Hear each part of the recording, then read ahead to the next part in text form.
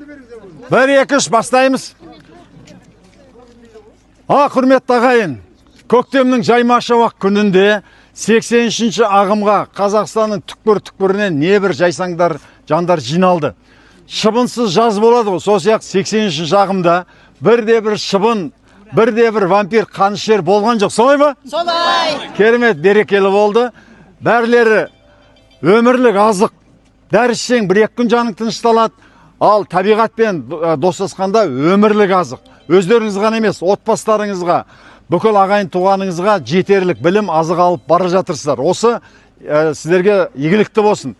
Біздің негізгі ұстанымымыз дәрісіз денсаулық, шынығу арқылы сауығу. Біздің ұранымыз суық сумен, табиғатпен достасқаның, Аурумен қоштасқаның. Керемет. 83-ші ағым керемет берекелі ағым болды. Ұзақ бақуатты өмір сүріп, бала-шағаның қызығын көріңізге тілектеспіз. Бәріңізге денсаулық тілейміз. Рахмет.